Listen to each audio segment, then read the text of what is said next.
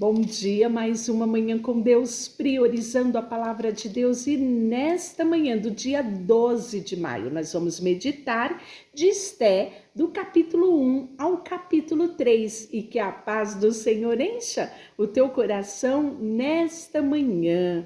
Vamos iniciar um livro de Esté. O livro de Esté, uma das características mais evidentes deste livro é a ausência total de referência a Deus, né? Nós vamos ver também uma ausência da referência do templo de Jerusalém, que foi muito comum nesses livros que nós lemos, né? Sempre trazendo essa referência. E o livro de Esté não vai falar nada a respeito disso, mas o tema principal do livro de Esté é o poder soberano de Deus, isso mesmo. E o livro de Esté, né? Nós vamos ver duas figuras aí muito destacadas, que é a figura de Esté e do seu pai, né, de criação, seu primo Mordecai, né? Alguns diziam ser tio, outros primos. E eles viviam na cidade real de Suzã, né, durante o reinado de Assuero. Esses os acontecimentos narrados no livro de Esther. E é maravilhoso a gente ver como Deus foi maravilhoso, né, com o povo de Israel. Aqui vai se dar a origem de um feriado chamado de Purim, né, que é a festa das sortes, onde se comemora o grande livramento de Deus ao seu povo escolhido, quando foi declarado sobre eles uma sentença de morte. Mas vamos falar do capítulo 1, que é o banquete do rei Assuero. Nos dias do rei Assuero, ele reinou desde a Índia até a Etiópia, sobre 127 províncias. Então era um suntuoso reinado, né? Era um homem famoso, e ele era famoso pelas suas festas, pelas suas comemorações, pelas suas ostentação. Assuero gostava de ostentar, e naqueles dias, assentando-se o rei Assuero no trono do seu reino, que está na cidade de Suzã, no 3º ano do seu reinado, deu um banquete a todos os seus príncipes servos, no qual se representou o escol da Pérsia e Média, e os nobres e príncipes das províncias estavam perante ele. Então mostrou as riquezas, a glória do seu reino, o resplendor de sua excelente grandeza por muitos dias. Sabe quanto? 180 dias. Passado esses dias, deu o rei um banquete, todo o povo que se achava na cidade de Suzã, tanto para os maiores como para os menores, por 7 dias no palácio do jardim do Palácio Real. Havia tecido branco, linho fino, estofas de pus, púrpura, cordões de linho, argolas de prata, coluna de alabastro, armação dos leitos em ouro e prata, sobre um pavimento de mármore. Então você consegue ver a grandeza, suntuosa riqueza de Assuero. É isso que ele queria mostrar. E aí dava-se de beber em vasos de ouro, de várias espécies, do vinho real, graças à generosidade do rei Assuero.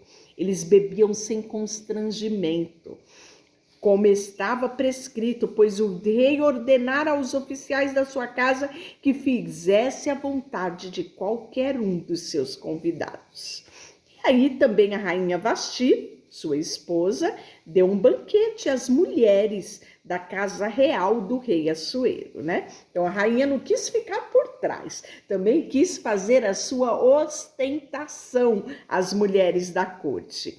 E no 7º dia, estando já o coração do rei alegre pelo vinho, mandou, né, chamar na presença, né, de todos aqueles que serviam, que introduzisse a rainha Vasti com a sua coroa real para mostrar aos povos, aos príncipes, a formosura dela, porque o texto fala que era ela de extrema formosura.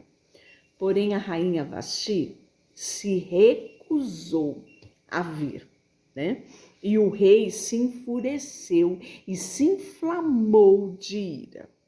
Então, aqui é exposta, né, à vista de todos um problema conjugal, uma insubmissão da rainha Vasti, né, diante da sua, vamos dizer, exposição diante de um marido que estava embriagado e que queria não só mostrar as suas propriedades, mas como ele tinha uma mulher bonita, né? Ela se sentiu talvez como um objeto e talvez tenha recusado se expor dessa maneira. Não sei o que houve ali. Só sabemos que criou-se um problema. E aí o rei consultou os seus sábios, entendidos, os mais chegados, e fez uma audiência com seus príncipes persas, medos, e todos eles chegaram a uma conclusão de que o rei não poderia tolerar uma insubmissão dessa da rainha Vasti, que ela deveria ser rejeitada, ou seja, ela não só ofendeu ao rei, mas também os príncipes de todo o povo, de toda a província, né? E aí disse que essa notícia se espalhasse por entre as mulheres, ia ser uma revolução feminina, ou seja, né?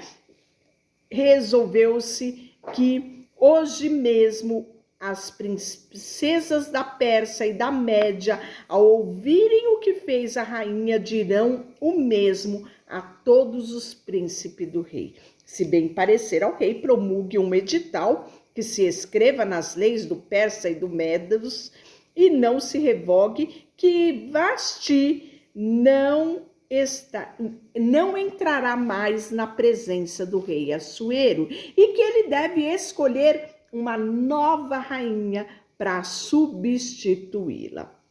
E aí nós vamos ver que, passado essas coisas, foi apaziguado todo o furor do rei, né? E aí nós vamos ver que começaram a trazer as moças, né? Fizeram-se ali uma Miss Beleza, uma Miss Rei Assuero, e trouxeram moças, umas mais lindas que as outras, que foram em busca durante toda a redondeza do Palácio Real, né? E aí nós vamos ver que trouxeram moças virgens de boa aparência e formosura, né? E cada dia era trazido ao rei uma moça. E na cidade de Suzã foi feita uma casa das mulheres, à vista do eunuco do rei, que ele guardava essas mulheres e dava a ela, né, produtos especiais, ungüentos, ou seja, elas eram tratadas com iguarias, elas eram tratadas em suas belezas, até o dia que chegasse de se apresentar ao rei. E entre essas mulheres, nós vamos ver que estava Radassa, que é Esther, filha de seu tio, o qual não tinha pai nem mãe, era uma jovem bela, de boa aparência e formosura. Quando morreu o pai e a mãe, Mordecai a tomou por filha, né?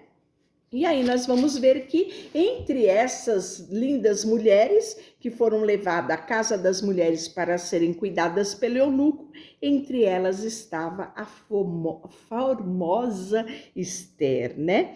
E aí nós vamos ver que ela alcançou favor em Hegai, né? Que era o eunuco do rei. E ela lhe pareceu ser formosa, né? Pelo que se apressou em dar-lhes ungüentos, devidos alimentos, como jovens, né? 7 jovens escolhidas da casa do rei, fez passar com as suas jovens para os melhores aposentos da casa das mulheres, né? E Esther ficou quietinha, sem dizer de quem ela era filha ou de que povo ela pertencia.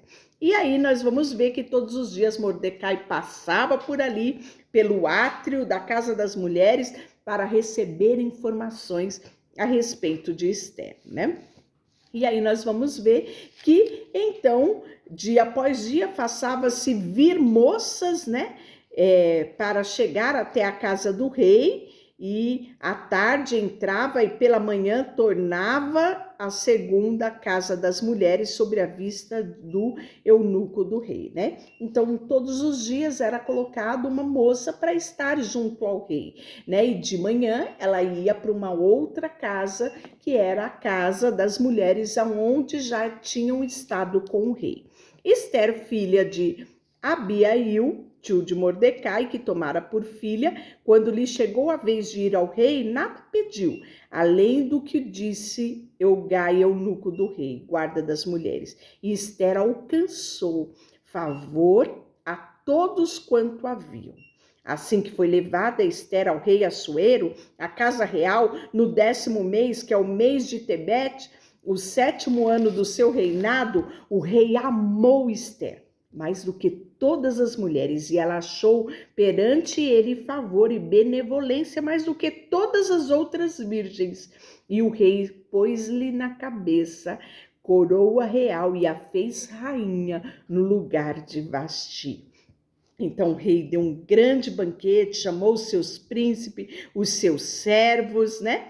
E pela segunda vez se reuniram as virgens e Mordecai estava sentado à porta do rei. Ester não havia declarado ainda a sua linhagem, a linhagem do seu povo, como Mordecai havia lhe ordenado, né? E aí nós vamos ver que é por esta ocasião do banquete que Mordecai vai descobrir uma conspiração para matar o rei, né? E aí nós vamos ver que isso vai ser levado a conhecimento, né? E vai se investigar o caso e realmente vai ser visto que o rei estava correndo perigo e Mordecai salva a vida do rei. Isto é escrito no livro das Crônicas do rei Assuero. Capítulo 3, Mordecai vai começar a ser odiado pelo conselheiro do rei chamado Amã, né? E este homem tinha grande prestígio perante o rei Assuero, né? E ele começa a odiar Mordecai porque Mordecai não se prostra diante dele. Ele gostava de ser reconhecido como uma autoridade no reinado de Assuero. E Mordecai não fazia, né, os gostos de Amã, não se dobrava. Por ser judeu, ele tinha esse princípio de não se render, não se ajoelhar, não se dobrar perante nenhum homem ou qualquer imagem, né? Ele se dobrava tão somente ao Deus que fez os céus e a terra. E isso era uma afronta à autoridade de Amã, que passou a odiar não só Mordecai, mas todo e qualquer judeu. E aí nós vamos ver que o rei vai decretar a morte dos judeus por conta de um decreto que Amã vai fazer o rei assinar. E aí nós vamos ver que no capítulo 3, né, diante desse decreto, todo o povo de Israel, todo o povo judeu corre um grande perigo. Deixa eu orar por você, Senhor, nesta manhã. Colocamos diante de Ti o nosso coração, a nossa vida. Queremos aprender aqui no livro de Ester que soberano é o Senhor sobre todas as coisas. Rendemos a Ti tudo que somos e tudo que temos, em nome de Jesus. Amém. Deus te abençoe.